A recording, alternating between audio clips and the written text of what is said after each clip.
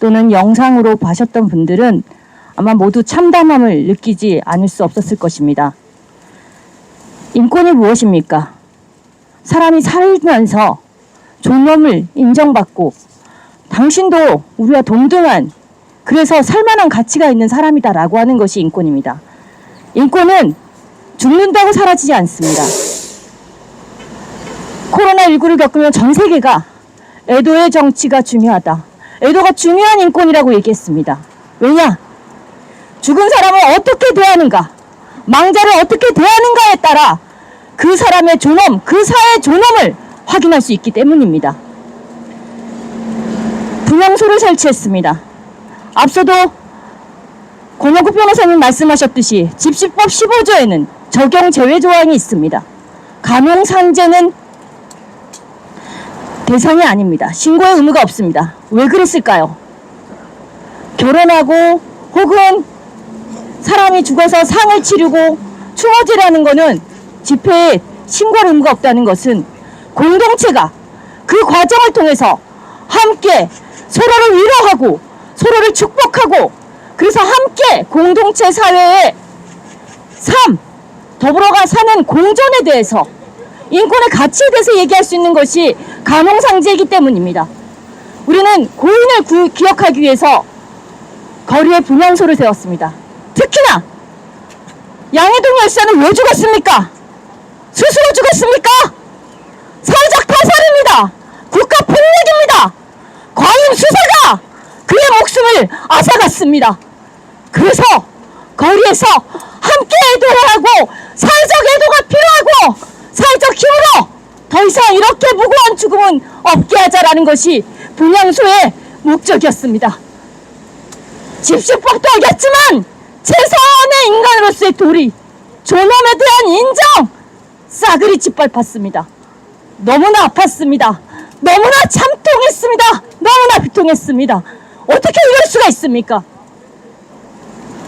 그날을 아마 여기 계신 분들은 다 기억할 것입니다. 이들이 왜 이렇게 사회적 애도조차 막으려고 하는가? 그 옆에는 백신 피해자 분향소가 있었고요. 그 옆에는 이태원 참사 분향소가 있습니다. 곳곳에 분향소가 있습니다.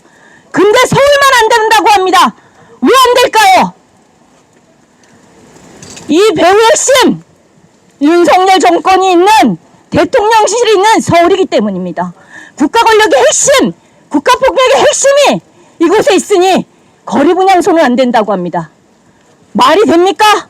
그런다고 이 사회적 참사, 사회적 살해, 사회적 타살의 책임이 국가에게 있음이 사라집니까? 아닙니다. 누구나 압니다. 과잉시사가 단체협약을 맺은 그 조치조차도 공갈이니 협박이니 이렇게 덧씌우며 건설 노동자들의 노동권을 짓밟고 명예를 짓밟았기 때문에 그는 죽을 수밖에 없었다는 것을 온 시민들이 압니다. 모르는 시민들도 알게 하기 위해서 거리에 분향소를 세웠던 것입니다. 근데 그걸 막겠다고 합니다. 그날 온갖 불법이 있었습니다. 아까 집시법도 얘기했고요. 행정대집행법도 얘기했습니다. 2011년과 12년 금지 통고되거나 미신고 집행된 것에선 해산 명령을 할 수 없다고 얘기되어 있습니다. 명령 요즘 많이 하죠. 자진해상 명령 어쩌고 저쩌고. 2021년에는 해산 명령만이 아니라 강제로 물리력을 동원해 해산할 수 없다라는 판례까지 있습니다. 근데요, 그때는 해산 명령도 아니었습니다. 그냥 분향소를 뺏기 위해서 경찰이 어떤 절차도 없었습니다. 법제처 여러분 홈페이지 들어가시면요, 2022년 10월에 어떤 분이 이런 질문을 했습니다. 집회가 끝나고 불법으로 적치된 텐트 같은 거겠죠, 이런 것들이 있는데 경찰이 그것을 치워도 됩니까? 라고 질문했더니 거기에 그렇게 되어 있습니다. 경찰에겐 권한이 없다.